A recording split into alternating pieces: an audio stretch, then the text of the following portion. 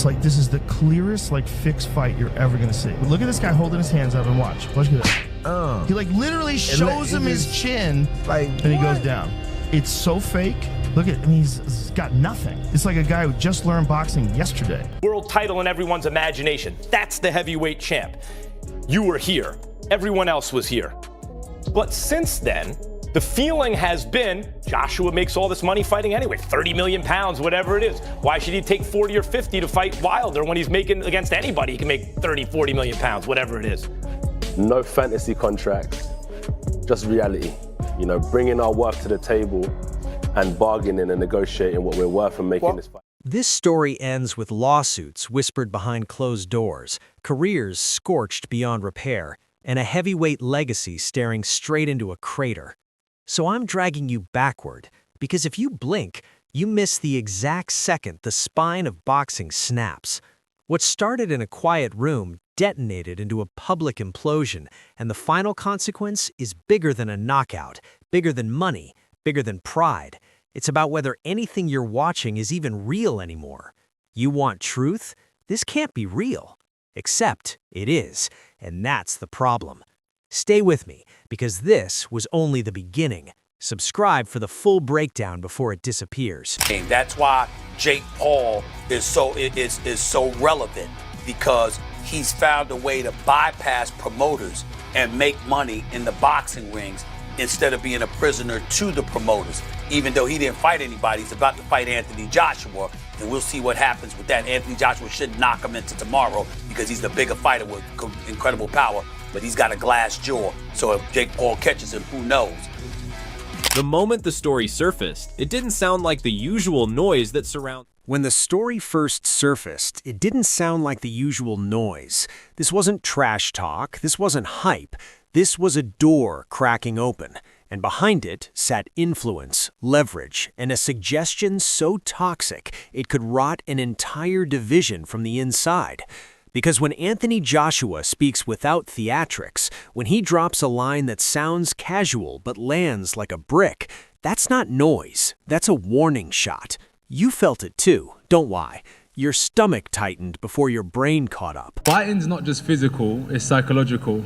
And when you understand the psychological warfare, I did say to you that, Jake, what's going to happen? I'm going to see a time when I'm going to take your soul and you're either going to give up or you're going to get knocked out. And unless you have that instinct, you just will never be a good fighter. So I wish that I could have knocked him out at the start. But as we saw tonight, Jake has spirit. Here's where it twists. The moment it surfaced, it didn't come screaming. It crept.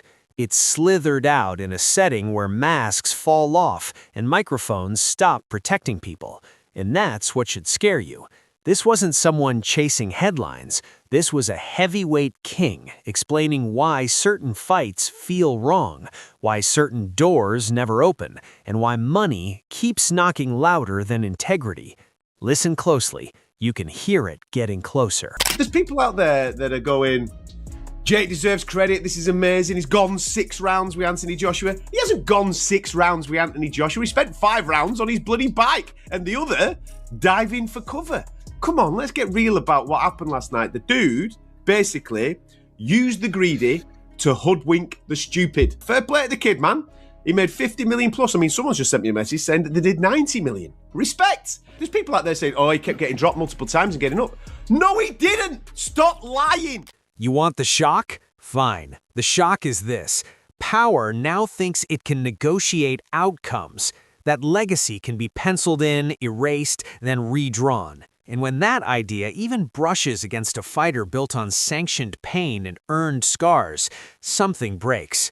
Fighting isn't content. The second you treat it like content, you invite chaos. And yeah, I'm saying it out loud. Someone thought Anthony Joshua could be managed like a brand. If this already feels uncomfortable, hit like, because it gets worse. AJ, do you think Jake is on your level whatsoever? No. No. No, okay. Respectfully. Because it's clear.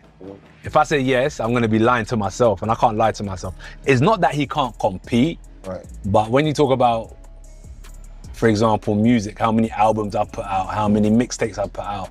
He just hasn't got the body of work I've got in boxing. Gotcha. I can already hear the excuses lining up. Miscommunication, jokes taken wrong, just strategy talk. But listen to the tone, listen to the restraint, because calm is the tell.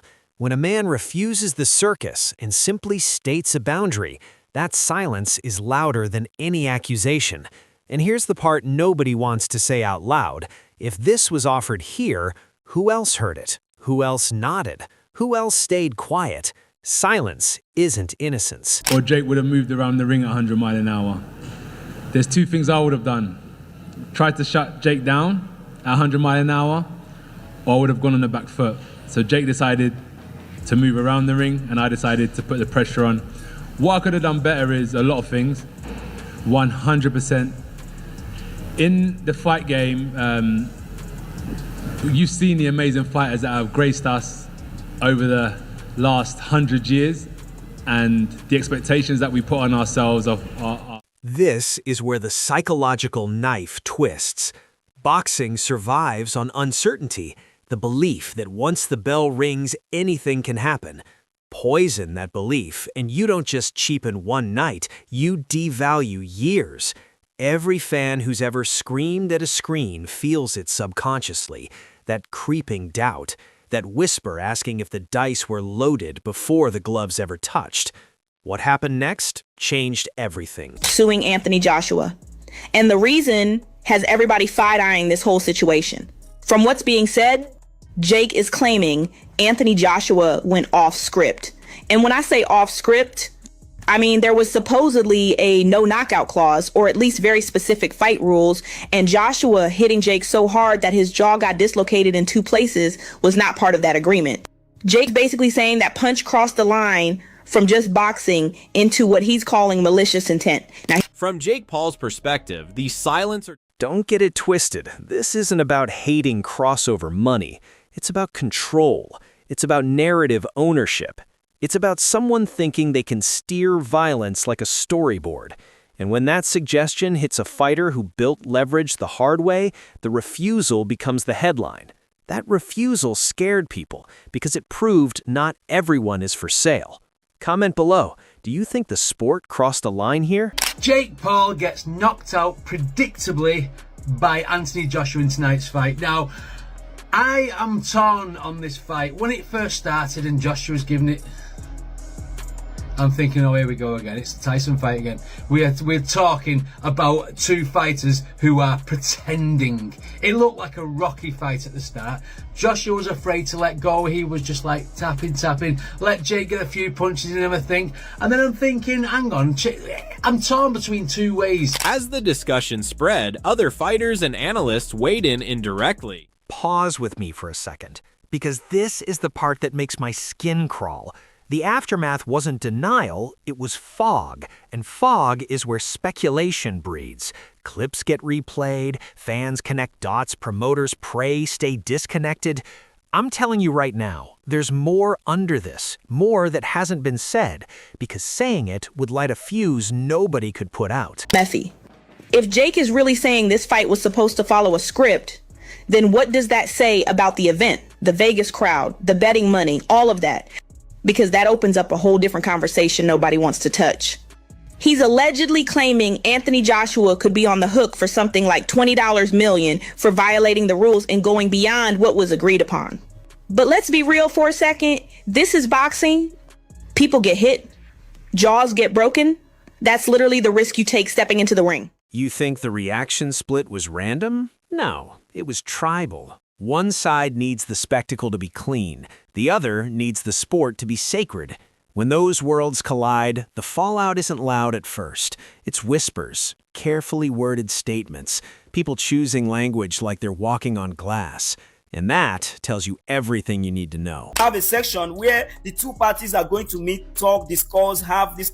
Just watch this video. And mentally. It's already written. Where? In the history books, brother. In yours, not mine. No, it is. You'll see. There's only one God, and God wrote it. You see with Jake, what I learned about Jake is that he's a mental person. This is my observation. Not only the physical aspect of training, but the way he thinks, meditation, breath work. If I can break his soul and I can break his mentality. Here's the time bomb you're not ready for. Once the idea of a script enters the bloodstream, every punch gets questioned. Every slow round gets side-eyed. Every strategic lull feels sinister. Fans start rewatching fights like detectives, and that's not entertainment, that's mistrust. And mistrust spreads faster than any promo ever could. Share this before the narrative gets rewritten.